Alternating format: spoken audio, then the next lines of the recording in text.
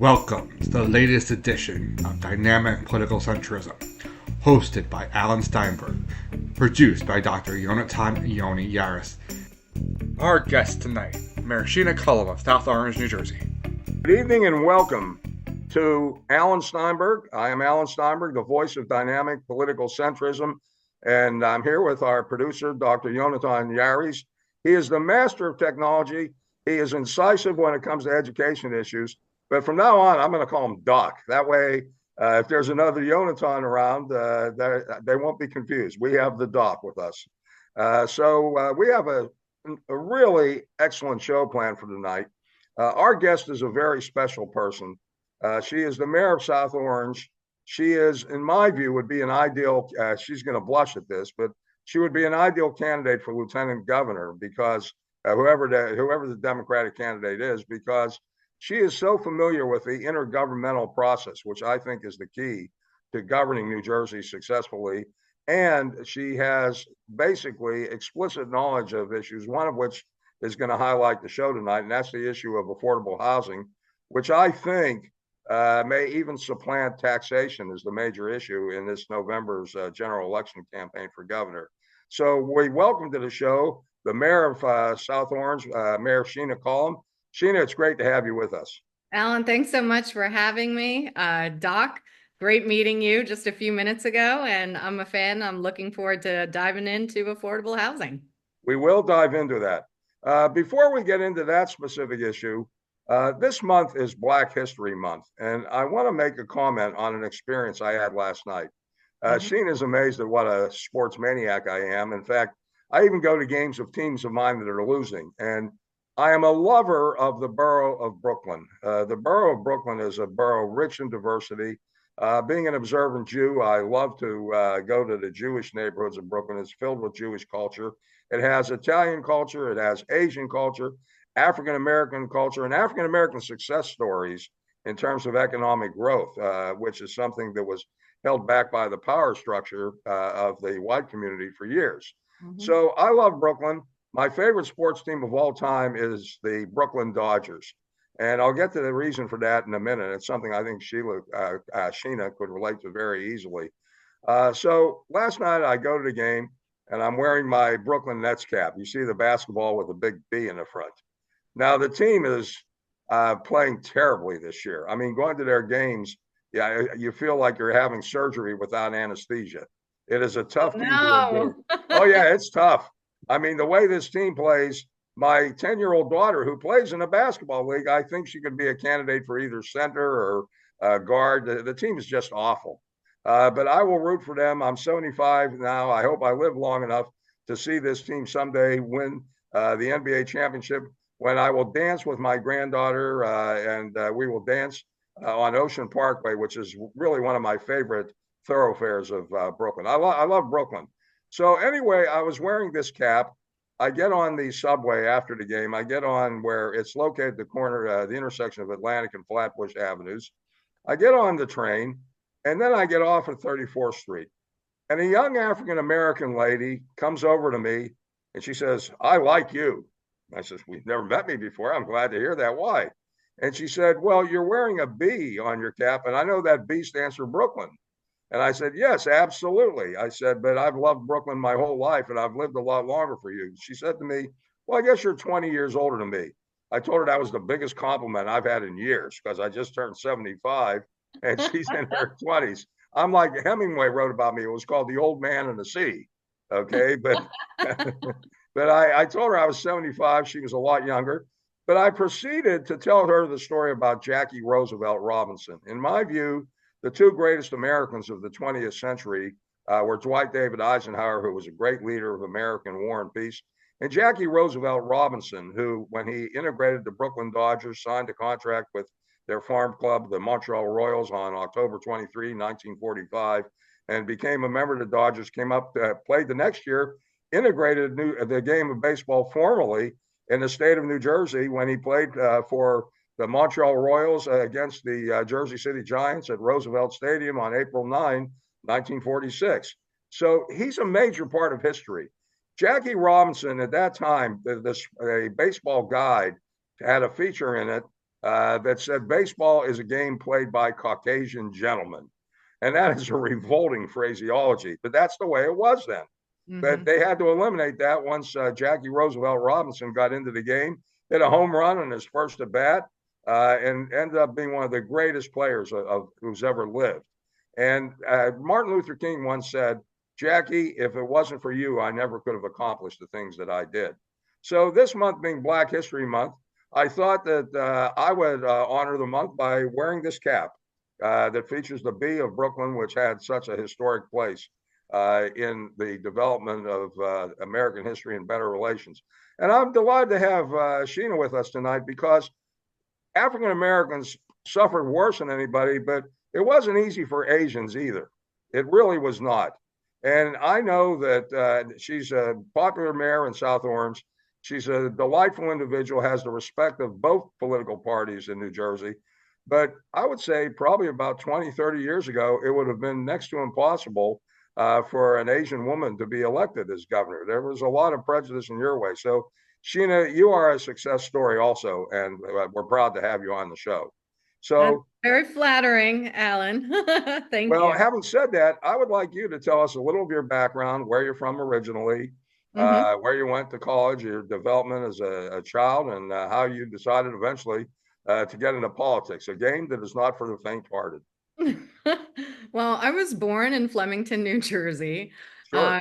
I do remember early conversations with, my parents about how things worked. I was that child that always wanted to understand why, but I was always fascinated by power structures and understanding who made decisions.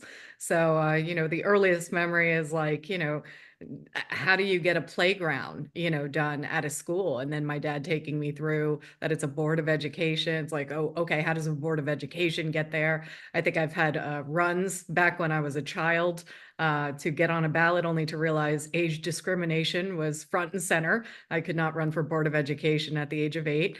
Um, I was a hall monitor. I love student government. These are things that I think some people come into later in life and just say they like public service. They have another full-time job and maybe run for office. For me, I loved it. I loved every bit of figuring out power structures, wanting to be somebody who was the person making decisions, but doing it collaboratively with other people. So, held lots of roles in student government. I moved from New Jersey to Alabama at a pretty young age, probably when I was about 9 or 10 years old. My dad was in plant management. He had a background in biology. And so he went from Johanna Farms in New Jersey all the way down to Dothan, Alabama. So I had some schooling there. And I did go to a private school. My parents thought it was necessary, given where we were, that I be enrolled in a private school. And by the time I was old enough to make my own choices, when we moved to Mississippi for high school, I really wanted to go to public school. I really knew I was missing something from being around a lot of very similar people, a lot of very wealthy people. I kind of felt a little bit left out at times. And I really wanted the full public high school experience. And I got a scholarship on the Brownson speech and debate team at Seton Hall University. And I wanted to return back to New Jersey. I knew my politics would be much better here. I fell in love with my South Orange community. I think that was the first thing. One of the first things I did when I got to South Orange was to go to a local government meeting. I mean, can you imagine being a freshman? Like, you want to find out where the parties are. You want to, go figure out how to like get booze or something. And I was like, where's the local government meetings at? And so I was like 17 and I started attending our village council meetings in South Orange and started volunteering and then decided to run for office. I mean, you don't have to ask me twice.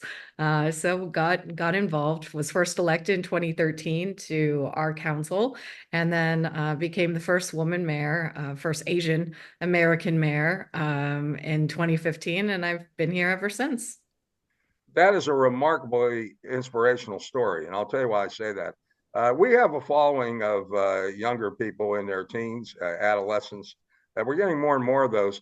But if they hear a story like yours, they become inspired that a person can overcome barriers, that a person can learn not only from you had unbelievably educated and smart and aware of the world parents, which is a big step forward. But in addition to that, you were self-motivated.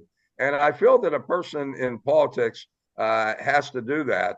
And I think that as such, you deserve a tremendous amount of credit for that.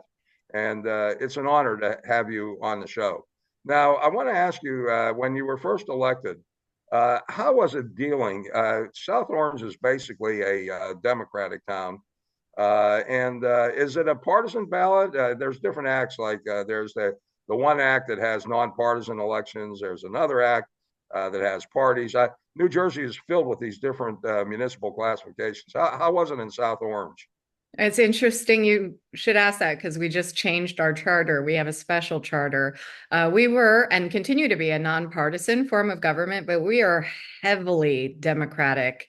I think we rank in the top, I think, 5 of the largest Democratic voters in the last election, over 90% for Kamala Harris. So we are nonpartisan elections. We used to have elections in May. Even before I was on the governing body, I was like, what are you doing with these crazy May elections? Like, you got to streamline this. We're going to move it to November. And finally, after becoming mayor and doing another charter review, we enacted the ordinance and changed our charter with legislative support through the New Jersey legislature. They had to approve it. So our next elections will be the first time that occur in November. Well, the next phone call you get will be from the new chair of the Democratic National Committee as to how you got a 90% vote for Kamala Harris in the next election. They would have had you campaigning all over the country, I think, if they had known you were capable of 90% for Kamala Harris. I mean, I admire Kamala Harris, but it was a rough election. Well, it's very tough to see these kind of numbers, but I consider our community really special. I think people move here for a reason, and it's a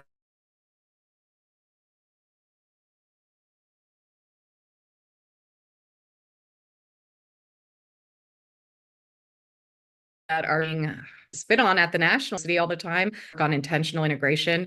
We celebrate not only Black History Month, but Women's History Month and Pride. Our schools work really hard to intentionally integrate all of our classrooms. There's a special thing about our community of South Orange that I think it makes it a destination for families that want that level of support and inclusivity if they're going to be living in northern New Jersey. Well, and that leads pretty much into the affordable housing issue from this perspective. Yeah. How would you classify your community demographically in terms of age, in terms of ethnic background, racial background? How would you describe South Orange in general? I would say we do a pretty good job in terms of our diversity, especially as it relates to ratios and proportions of white and Black residents. We have a local organization called the South Orange Maplewood Community Coalition on Race, who has been working over the past several decades to make sure that we have racial balance in our communities. I would say we need to do a lot better on Asians and Hispanics and broaden our view of what that diversity looks like. I think overall on housing related expenses, income of our residents, we're predominantly a wealthier suburb. I think the average household income is about over $250,000. We just finished a revaluation. The average house is valued at close to 900,000, and our property taxes, and this is certainly nothing to be proud of, but the average property tax bill in South Orange is over $19,000. Well, that shows wealth. That shows value in the growth in the value of the housing, which makes it a very desirable community in which to move and spend one's lifetime. Yeah, but it speaks to the overall we don't have enough homes. I mean, like, I understand that. Yeah, the reason that these values are through the roof is basic supply and demand, is people want to live in our community, and we're not keeping up with the demand of housing that's needed, not just in South Orange and in Essex County, but throughout the state. And that's where a lot of these affordable housing obligations really compel municipalities into thinking about how they are going to grow. Some communities want to grow, other communities really don't. Well, that's why I've come to advocate you for lieutenant governor, because I think the number one issue, although you got to get the approval of whoever wins the gubernatorial nomination, but I think the issue of affordability, people always have discussed it in terms of the tax rate, income, and real property, but everyone promises to deliver lower taxes. I have heard a million promises like that. I got involved in Jersey politics all the way back in 1977. My first election was when Brendan Byrne ran against, he was the incumbent, ran against Ray Bateman, Senator Bateman, who was the challenger. I was a Republican for my whole career until Donald Trump came on the scene. He You has had told made, me that. yeah, absolutely. He has made the Republican Party, which was the party of Lincoln, the party of Elon Musk, and the party of racism, not due to Musk per se, but due to the overall climate, due to Donald Trump, because he's very much a racist himself. I've written this, and I get more and more emphatic every time. But let's go back to the South Orange. Okay, you have managed somehow. You've become someone that people throughout the state consult on the affordable housing issue, and I consulted you on this to get an up-to-date briefing. And if you'll indulge me just a couple of minutes here, I started off in politics, and like I said, in '77, Tom Kean was elected governor in '81, and one of the first controversies he had to deal with was the Mount Laurel decisions, Mhm. and it was a hot potato in those days. Back then, it was primarily a racial issue because the idea of Chief Justice Willens and the other judges on the New Jersey Supreme Court, and they were correct in this. These zoning regulations were set up then to make it almost impossible. Given if I get any of this wrong, please correct me. But they were set up in a way that you could only build sort of either McMansions, as they call them, or larger housing because of the lot size. The lot size was just too big, and the zoning, the layout really was not that dense. And so the idea of the Mount Laurel decision was an end to exclusionary housing. That was Mount Laurel 1. I think Mount Laurel 2 was where they set up the Council of Affordable Housing as a follow-up. Now, it was interesting because Tom Kean had a very good record on race and inclusion, but he really vehemently objected after Mount Laurel 1. He said that what the Supreme Court had done was communistic. Well, that was a heck of a word, but people took Tom Kean seriously, and as a result of which the Supreme Court retreated on that. But my question of you is this. Back then, affordable housing was largely a racial issue. I don't think it is as much a racial issue, although I would suspect that some of that still exists. I'd like your reaction to that. Yeah, so if you go back to Mount Laurel 1, and this was in 1975, it was seen as pretty much like a landmark civil rights case. Right. I wasn't around in 1975, literally on the planet. So I've had to rely on speaking to people who were around during that time, and including those who helped litigate the case. And, it paved the way for some of the greatest production in the country when it led to the Fair Housing Act in 1985. So Mount Laurel Exactly. 2, or Mount Laurel 2, to correct you a little bit, was in 1983, and that's when they introduced the builder's remedy Yeah, that's mechanism. what I thought it was. Yeah, And I'm yeah. And so so that, that's when the builder's remedy came in, and that's when Kean had yeah. called it communistic at that And time. then in 1985, under the Fair Housing Act, that's when they created the Council on Affordable Housing. Exactly. Yeah. So, but my feeling was, but I may have overstated it, which is why it was largely in terms of the political impact. It was largely racial. I thought the opposition to it was motivated by race. I don't know if that's the case today, and I'd like your appraisal of that. I think overall it's less about race because if you look at the guidelines, whether it's any type of family, as long as you qualify under the definition of whether it's an individual or a family and how much you make and your total family income, you are eligible to qualify. But we do know the past harms that have occurred with our Black and Brown brothers and sisters. So they probably have a likely greater, higher Bar? potential, yeah, to be able to put in to go into more affordable housing units is that we still have a drastic wealth gap issue in New Jersey. And so when we get waiting lists for our region, we don't know what the racial makeup is of that. But I would say that it slants a lot more towards Black and Brown families who are waiting to get affordable housing in the state. So they're competing against each other, basically, which is a problem. Not Well, deliberately. everybody's competing against each other. I mean, we have a shortage of hundreds of thousands of units that are necessary for working families to live. And so everybody's competing with everyone. But I would say that for an African American person or minority, what I guess you would say disadvantaged in terms of economics, uh, they are the families most in need of affordable housing. But it's been almost impossible for the various municipalities to deliver on that. That's been at least the way I perceive it. Oh, yeah, the municipalities have not done a great job. And you know what? South Orange is a part of that as well. It's probably one of my biggest accomplishments is South Orange did what a lot of other affluent, predominantly whiter communities did at the time, was they took advantage of regional contribution agreements, which were eliminated in 2008, somewhere around that time, which paid poor communities to build affordable housing units for them. And then we used really creative zoning mechanisms. One was where an existing tennis club is saying, oh, at some point there'll be affordable housing there. There's a parcel of land in South Orange, previously known as the Quarry, where the village government had said, oh, this is where we're going to be putting all of our affordable housing units.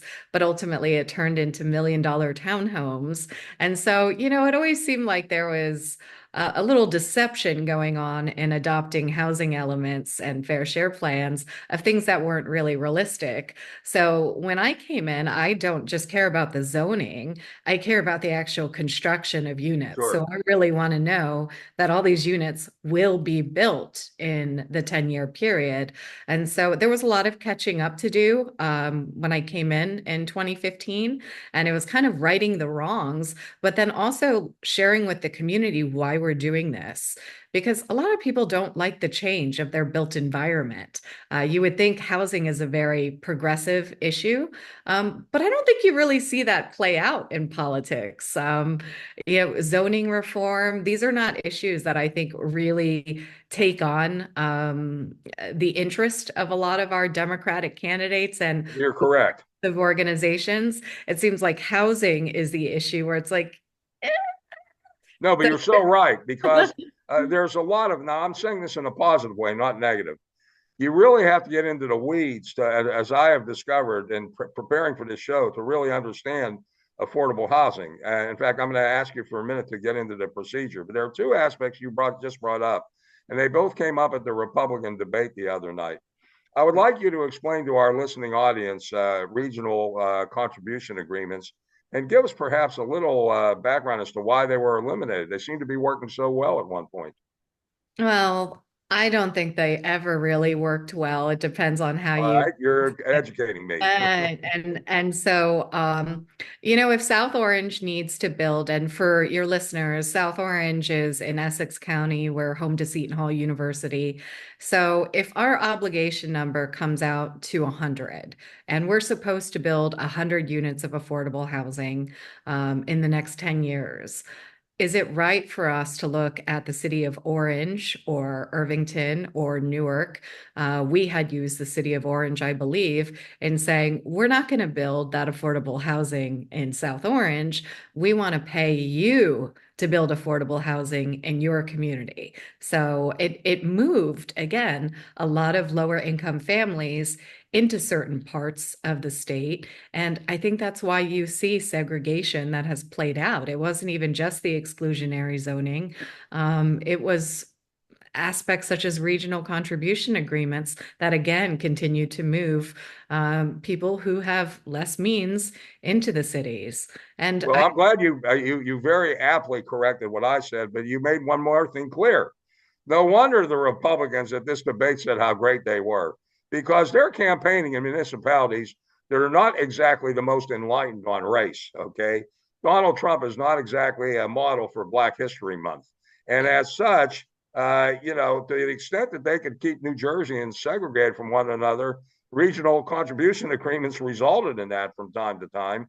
And you just made the point that if oh, we don't want them moving into South Orange, let them move into Orange or East Orange or someplace like that. So it sort of facilitated that segregation, in my view. But Alan, it's even more offensive than that because I feel like the Republican gubernatorial candidates weaponized affordable housing to speak Yes, to affluent white families. What they're not talking about are the teachers or the police officers or the firefighters or nonprofit leaders or nurses or all the different types of demographics that have an income at certain parts in their career that would qualify them to be able to live in affordable housing units. It's almost like a dog whistle. I think at one point, well, several of them had said, like, move it all to the cities, move it all to the that's cities. what they said And on Sunday yeah, on the so, debate on Monday and night. I couldn't and I believe think it. and Bill Spadea, I Bill believe, Spade's the one that brought that up. he was actually the most offensive, I thought. I think at one point or another, he said you should count prison beds as affordable housing units. Oh, And oh, I, oh. I just remember hearing it, feeling dumbfounded. You know, when your head does that natural, like 45-degree tilt and you're wondering what world you're in? When you're Just in a state of listening to shock that. because of what somebody said. Yeah, and so as the Republican Party thinks about who their base is, they've got to remember that if they're trying to attract working families, blue collar workers, Jack Ciattarelli always talks about Main Street. Those Main Street workers and the businesses that make Main Street great, they're eligible for affordable housing also. Not everybody's Elon Musk. And you know what? I heard somebody Thank once God. I heard somebody once said it is that we all live in affordable housing. We all live in housing we can afford. And I think that's such a great takeaway is, I would love to live in a much bigger house. What's behind me is not Well, I my like what's home. behind you. You have all these library That books. is not that is fake, Alan. I'm sorry. That is not what my Well, it's backdrop awfully actually good looks like. fake. But I would love to live in a bigger home also. And it's tough because not only are we deficient on affordable housing units for moderate, low, and very low income households, but the missing middle in New Jersey is almost gone completely. The idea of young couples or families or individuals just trying to get that starter home, it's non-existent. In our community, a starter home is like $600,000. The times have changed so drastically. So you're seeing legislation come out like accessory dwelling units, things that are trying to create production, but also work within the existing framework of things that exist in municipalities. I know you were asking about specifically the Republican debate, but I was really, really disappointed. There was one thing that Bill Spadea said that I can agree with, and I have no problem agreeing with anybody who has something positive that I can agree with.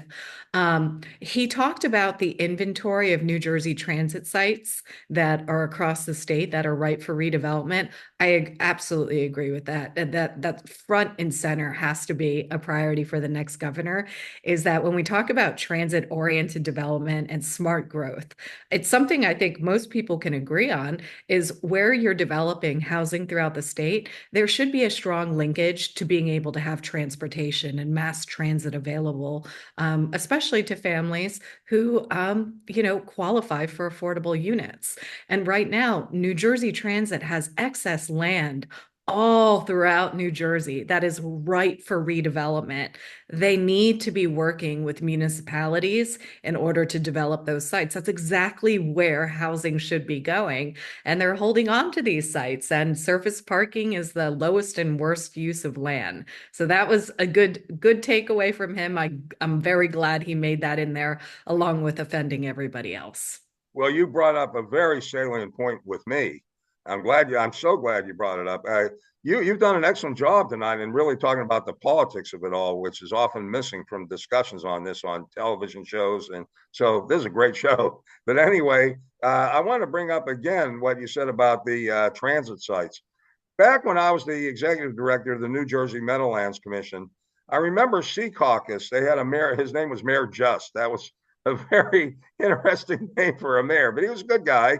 And he wanted to build a transit village right near where the Lautenberg train station was. And you're right, because it makes life more affordable. You don't have to drive to the city all the time. You can take the train. You can get around.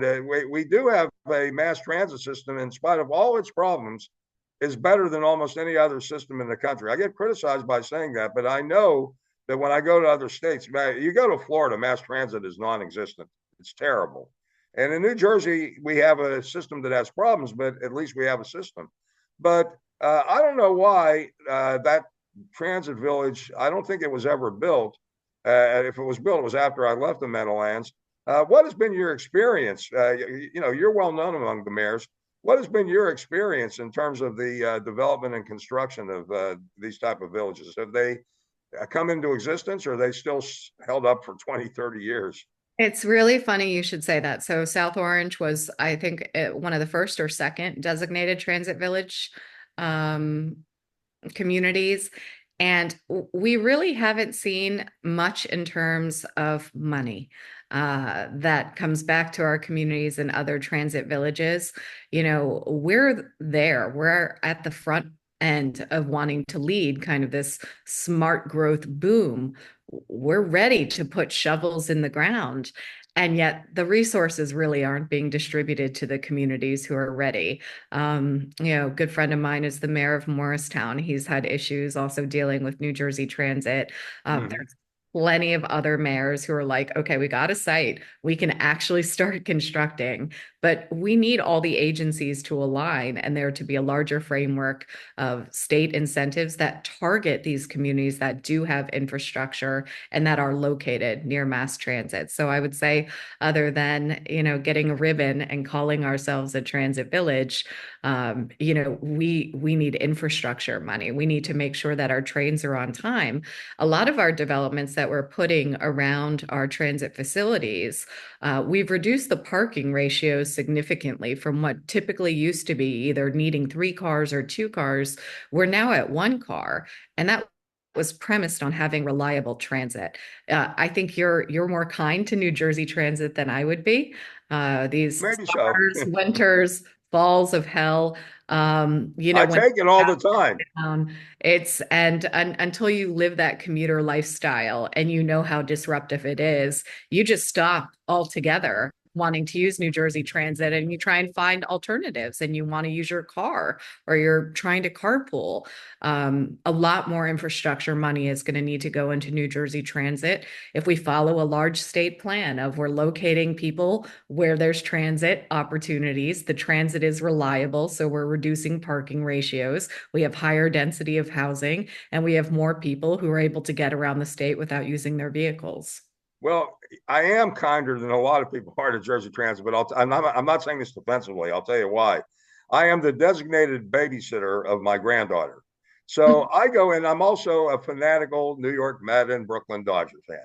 I do not drive because of an operation I had on my left eye some years ago where they saved my vision, but I lost some peripheral vision. So I gave up driving. I, I, I rely on Uber and I also rely on New Jersey Transit. Yeah. But there are problems. I'll tell you, one of them last night was freezing cold. I felt I was going to grow icicles. I was waiting for my Uber for almost a half hour. It was unbelievable. Yeah. By the time I got home, I needed to thaw out practically. So I do know there are problems, but at least we have the basics here of a transportation system that other states, mass transit is a national catastrophe.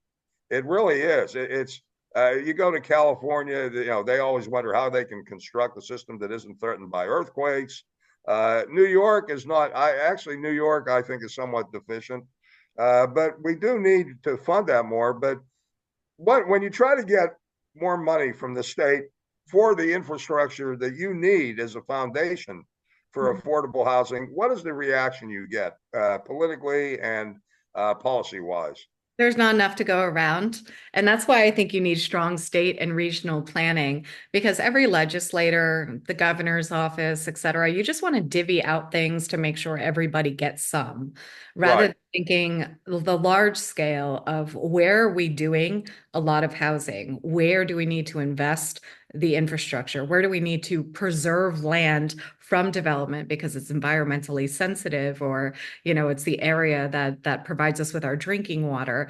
And so for the communities that, and I would think that South Orange is a great example of having infrastructure, but we can't do all this housing and economic development work without the state being there hand in hand with us. And that means not just by state, again, everybody always just throws it towards the state. It's coordination amongst agencies. It's a transportation, it's New Jersey Economic Development Authority, which I think is phenomenal.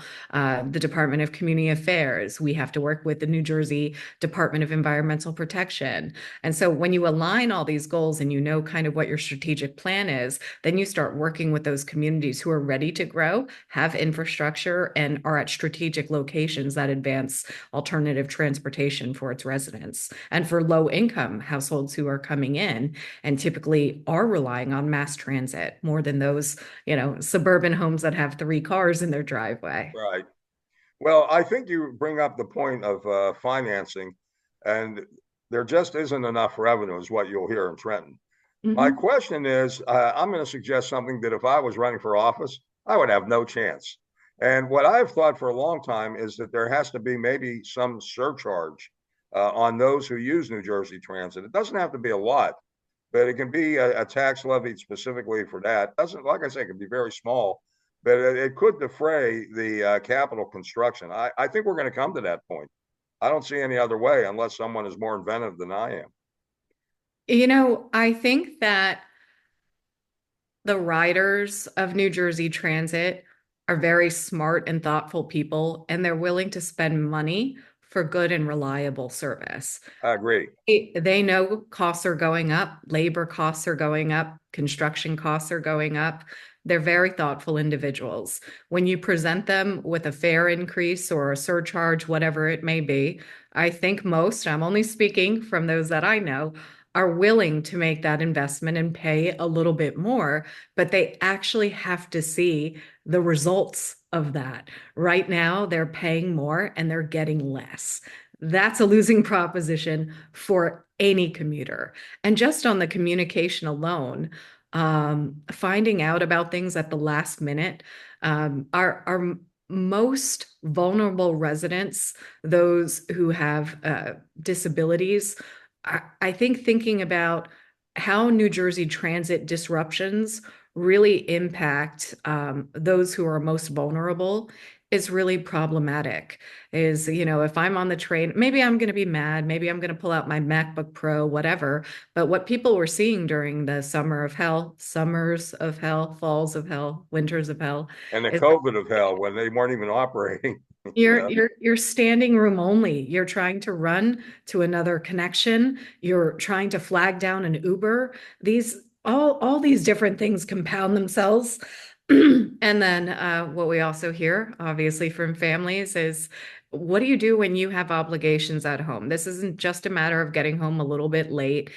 With childcare, is that when you have to get back on the train to be able to pick up your child, what happens when your child is stuck at daycare? In some instances, the daycare needs to shut down and bring the child to either fire department or the police department. Like there's a domino effect of what happens to riders every time New Jersey Transit can't deliver on its promise. 100%. And so that shows you how the issue of affordable housing intersects with transportation issues, environmental issues. It's a holistic, basically a holistic concept that cannot be successful unless you are able, you and the other mayors are able to work with all these agencies. And I think the experience that you would bring to state government in that regard would be very valuable. But let me go back a step, Mhm. and that is, how is the determination made by the Council on Affordable Housing, I guess it would be, in terms of how many affordable units need to be constructed by each municipality? Okay, so I'm glad you asked this question. So the Council on Affordable Housing is longer there, so everything is now falling under the Department of Community Affairs. Hmm. And what they did, we're broken down into 6 housing regions. So which county are you in? I am in Middlesex County. Okay, so you would be in Housing Region 3. That includes Hunterdon, Middlesex, and Somerset. How this overall obligation comes up is you look at the census data from households in 2010, then you look at the census data for households in 2020. So back in 2010, the total number was about 3.2 million, and then in Hmm. 2020, it was about 3.4 million. And so the change overall was about 210,000 in households. So each region, you can see what the change is that occurred in their counties. Again, 3 counties or 4 will normally make up a region, a housing region. You get that total number and you divide it by 2.5, and that's assumed low and moderate income household growth. And so Right. each housing region, so for example, Everybody divides it by 2.5. In yeah, other words, that's mhm, the standard denominator. yep, that is a standard Okay, I'm sorry. denominator. Didn't mean to interrupt, but I wanted to So just establish that. So again, you said you live in Middlesex, so you're in Housing Region 3. So Hunterdon, Middlesex, and Somerset had a change of roughly 29,000, and then divide that by 2.5. And so your region's obligation is to construct 11,600 or so. And I pulled it up just, I'm not that good at math. No, Uh, that's pretty good. as a part of the total for the state. Now, statewide, that number is 85,000. So if you think about trying to construct 85,000 units, affordable housing units over the next 10 years, and how you do that is apportioning that number out to each of the regions. And it's actually the 2024 legislation took things away from the courts, moved it to the Department of Community Affairs. Hmm.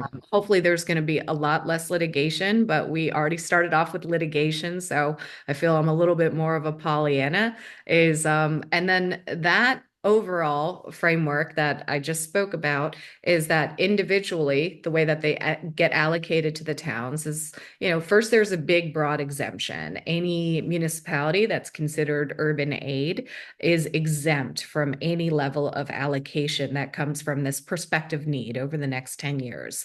That's huge because it's moving all obligation, not fair obligation, but all obligation to areas outside of predominantly the cities. A great example I heard, it was actually Mayor Fulop had testified as I was watching the hearings. They were going on for 12, 14 hours. Is He testified that both Jersey City and Hoboken were responsible for almost 50% or more growth, causing the needs of needing larger affordable housing obligations. But because they weren't responsible for filling that prospective need, they were pushing it out to all the other municipalities in their region. And that's in Region 1. That's a great way to think about it. And there are always going to be some distressed municipalities, and I hate that term, that you could probably make an argument for shouldn't be a part of a prospective need because they have existing needs that far exceed anything else. But for communities like Jersey City, Hoboken, Montclair, Asbury Park, these are thriving locations that I don't think anybody could ever justify an exemption. So once we get past the exemptions, then it's divvied out pretty based on 3 factors. The first one is your income capacity factor. So this shifts obligation to municipalities with higher median household incomes. So essentially, you get more allocation the wealthier that you are. The non-residential valuation factor, which essentially means that if you're growing commercial properties, you're going to have more of an obligation. So if you're seeing more jobs being created in your community, then you're getting a little bit more. And then the last prong of that is your developable land. It's the developable land factor. And then again, it looks at your community and your opportunities for growth based on the land that you have available. Now, when you, the mayor of South Orange, let's say, would get a notice, it's very interesting that I mentioned inaccurately the Council on Affordable Housing doesn't exist any. I'm playing with an old playbook, so to speak. But what surprised me is I talked to veterans in the affordable housing decision-making process. And I discussed with them, I tried to get, before I met you, I tried to get from them some input.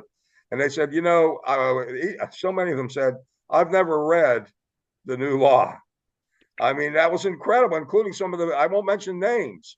Some of these people were major figures in affordable housing in the 80s, the 90s, the first decade of this century, and they hadn't bothered to read the new law. So it seems like this is spawning a cottage industry of experts on the new law. Well, you know what's really difficult, Alan, and this is something I would encourage for any gubernatorial candidate and our legislative leaders, is that that bill that was introduced is really long. It's over 100 pages. It got dropped, I think, a couple days before Christmas time. Nobody read And it. yeah, it was like a firestorm of people wanting to read it, understand it, ask questions. And then it got posted for a vote. It was like rapid fire. During the testimony, I would say that other than the League of Municipalities, offering some suggestions and meetings that happen with them, mayors, which is the front line, they know their communities the best. I don't think that there was sufficient outreach and stakeholder meetings, whether it be through the governor's office, the legislative leadership, the authors and co-sponsors of the bill, to really talk people through it. Even the methodology alone, elected officials or residents at the local level aren't really looking at those type of things. They're looking at the impact. So I do my best to educate our residents all the time of how this works, because I do follow it, because I do watch all the hearings, because I feel that it's really important. And I like to offer suggestions back to the legislative representatives. But it's very complex stuff. But all people will really see, and it's where you're going to see litigation and lawsuits, is that, their number is 500 or it's 1,000. There's 1,000 cap. And because a lot of these developments are done with an inclusionary ordinance, meaning that 1 in every 5 units will be affordable, it's also a development obligation bill. Is, if you're only getting 1 affordable housing unit because you're relying on the market rate ones to subsidize the construction and deed restriction on it, is that, multiply it times 5. So me as a community, I'll just use an example of, you're at that 100 number. Really, what you're looking at is closer to 500 if you're focused on construction and not just zoning. And then, in this legislation, there's opportunities for bonus credits, which is always a wonderful thing. The legislature had it within their wisdom to highlight some of their priorities, which is special needs housing, housing for senior citizens, things that are, as I mentioned, close to train stations within a certain mile radius, redevelopment opportunities so that you're not advancing sprawl. I think everybody is going to be able to meet all the bonus credits and be able to take 25%, towards their overall crediting. I think that's pretty smart. In my mind, that number could be a little bit higher, but it ultimately is going to reduce some of those numbers a little bit. So back to that example I used, is that if you have if your number is 100, you would need to be at 80 units of, affordable units. And once you get your bonus for all those things I just mentioned, you're capped at 25%. So 20% of, or 20 units plus 80 units will get you to 100. So that's how the bonus and incentive process works. Well, you mentioned all of this and the complexities of it all. And it sounds as if there needs to be a total appraisal. Everything has been done. It's like when I first joined the Republican legislative staff in 1992, people said, well, you're going to learn how the process works.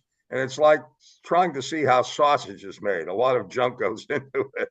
And that's what I often saw in legislation. It became very messy because everyone wanted their particular interest.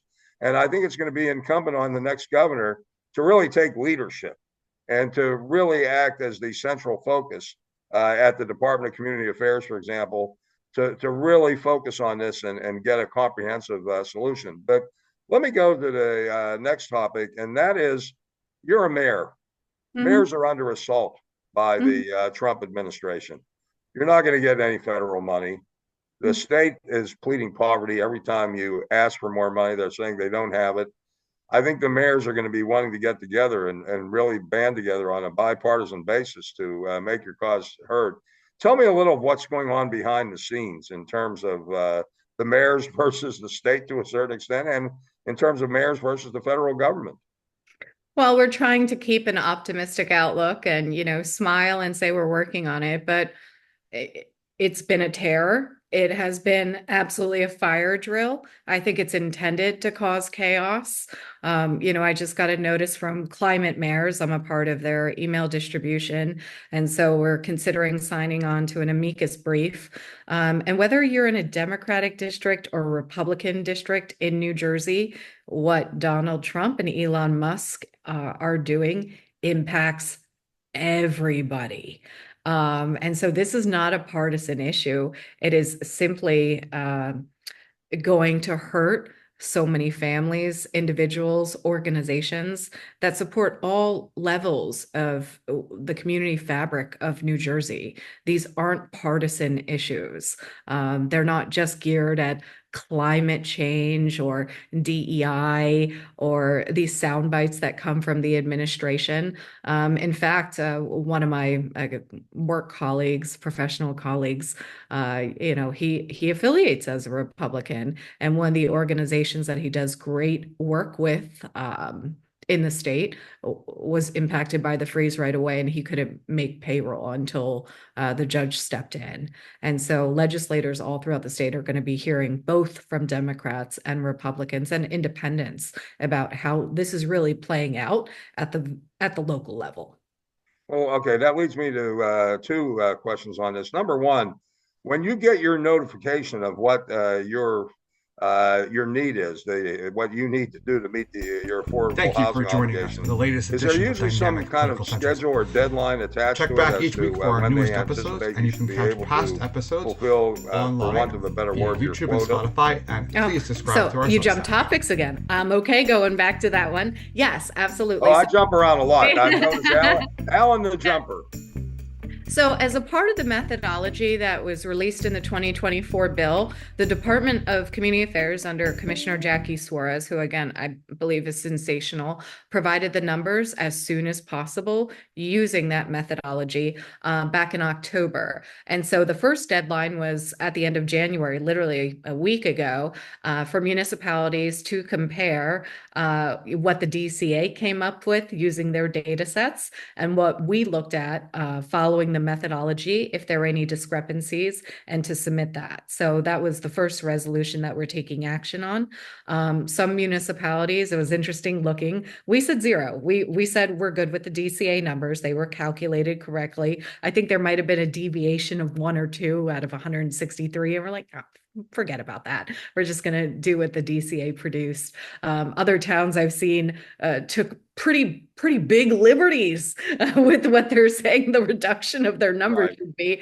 which is weird because data's data. So I wasn't really sure what I was seeing on that side. And then the next big milestone is going to be we're going to all be adopting our fair share plans. That housing elements, we do them in conjunction with fair share plans by the June 30th deadline. And so we're working on ours right now, and we're looking at different parcels and properties and new zoning overlays and the things that are going to be necessary, again, for the construction. Realistic development potential means getting shovels in the ground, not just zoning. Right. So I want to make sure that we can truly build our number over the next 10 years. So the next period is going to be June 2025 all the way through 2035. And I want to set up our future governing bodies for success. But so also normally a 10-year period you would have to do this development? Yep. And we just finished the third round, and it was the third round in the gap period. So it oh my gosh, that's even more lengthy litigation. Chris Christie kind of blew up the entire system. Well, I'm not shocked with that. I mean, he did. He was the great disruptor. He was the great disruptor. So, between the getting rid of the ARC tunnel project and then his entire kerfuffle on affordable housing. And you know what? It really hurt towns even more because while he wasn't working to implement and promulgate those rules and regulations with COA, is that eventually towns weren't doing what they needed to do. And so, Fair Share Housing Center, other housing advocates came back and said, while COA wasn't doing their job and while Chris Christie was fighting things and didn't want it, all your obligations are going to be retroactive. So that's the gap period and third round. So it's been a big round, but typically rounds are going to be 10 years. So we're going to move forward from 2025 to 2035 and see how many units we can really produce as a state. So you are on track, for which I compliment you. But you mentioned Christie and the arc tunnel. It actually leads to a final question I have Mhm. regarding the environment, because I had served as regional administrator, Region 2 EPA. And in talking with various municipal officials in New York, New Jersey, even in Puerto Rico and the U.S. Virgin Islands, I often would get feedback in terms of location of affordable housing and zoning, that they would zone for development in areas that were environmentally not the best places to live in the world. But I Mhm. would take it in South Orange that you take the environmental toxicity, the environmental impact into account at the time you're doing the zoning, and at the time when you're doing the planning. You do take this into account. Absolutely. And just remember, you can always, in many instances, I won't say all, is that you can mitigate. You can do environmental cleanups, like, repurposing gas stations and auto yards. That's a lot of what we've done. And then environmental sensitive areas such as wetlands and where you have conservation easements, things of that nature, that's what the vacant land adjustment process is for. And so you get to look at your entire master plan and your land uses. And you could say, this is where we have open space and recreation. This is where we know that we have wetlands. In a lot of places, this is where we know we have sensitive habitat. You see that especially in the Highlands and Pinelands in South Jersey. And you go from there. And the overwhelming majority of construction of units over the past decade or so have been redevelopment in nature. And so for your listeners, that means not finding open space in every patch of grass and paving over it. It means looking at existing buildings where there is already development and redeveloping those sites. So you are improving those sites. You're adding density, obviously. And you may be engaging in financial negotiations with developers also in order to effectuate, getting a project that can be financed. But I don't think anybody's advocating let's go build on open space. The smart growth advocates will tell you want redevelopment. It's all going to be about redevelopment. But the difference between Sheena Collum and Bill Spadia is you're not trying to unload all the redevelopment onto the cities and aggravate their congestion problems even worse. You're talking about a balanced approach. You can do redevelopment in South Orange. You can do redevelopment in cities, in urban areas that are not exempt. You're taking a balanced approach statewide, and for that, you should be commended. That's why it's called fair share. Everybody needs to pick up That's right. their fair share. We can argue about the nuance of the numbers, but really we need to be talking about construction and keeping this out of the courts to the greatest extent possible. And I think with the right communication toolkits that can go out to mayors and local officials and education to the general public about what we're trying to achieve as a state, not just as every siloed 564 municipalities, but as a state, these are our goals. And here is how we're divvying up achieving those goals. I think there's going to be much better conversations to be had in the future rather than each party moving a little far to the extreme, but nothing more extreme than what I heard during the Republican debate. That was actually really disappointing. I'm sure that a lot of the donors and people who are supporting the Republican Oh, gubernatorial. Trump has loved this. It was a Trump festival. Yeah, I think they would be disappointed to hear, that these candidates don't believe that they should live in the communities that they love and that housing opportunities should be available for them. It's Well, you it's used the word. You used the right word. It was a dog whistle. We're yeah. going to keep people of color out. Not in our town. We're going to unload them into the places where you already have large minority populations. That's exactly what that appeal was. Yeah, I caught it. It I really, I know you got it. I don't know if all the journalists got it though. Sheena, I want to thank you so much for. I'm going to beg you to come back again because I want to deal with other urban issues, and we could use on maybe two or three more shows because I think there's not enough focus on urban and municipal issues in this election. So I hope you will come back again. It was delightful to have you on. It was great being here. Thanks so much, Alan. Appreciate your guidance and wisdom. Also, because you've been around for a while covering all things politics in New Jersey and Oh yes. at the federal level as well. And so I've learned a lot as well. Well, you gave our listeners an education, including myself, an education tonight, and we want to serve an education function on this podcast. And boy, you were a big boost to that tonight. So thank you so very much, and I will be in touch because you are going to be one of the most sought after guests. After tonight's show, I think there are other shows that are going to want you. So all the best to you. Good luck with South Orange, and you remain a model in terms of being a mayor, in terms of being effective and dealing honestly and forthrightly with the issues. Thank you so much. Appreciate it. Thanks so much, Alan. Now, that concludes this podcast. I want to thank our producer, Dr. Yonatan Yaris, who has been really booked up in recent weeks between now having 7 kids and having to deal with me. When are we going to send out the link? I drive him crazy, but he's done a remarkable job in terms of the development of this show and in terms of keeping it running. And so we're delighted with the response we've had from you out there. And we are proud of guests like Sheena. We will continue to bring you the very best of guests. That concludes this podcast. Just remember, Super Bowl is on Sunday. Fly, Eagles, fly. I can't get off that. And again, thank you to Sheena. Thank you to Dr. Yoni. And thank you to all of you who make this the state it is due to your concern and personal involvement. And we look forward to having you view our next few shows on affordable housing, on medical care, and also on urban issues. And any comments you have, send to us. We certainly like being responsive. All the best to you and have a great weekend, folks.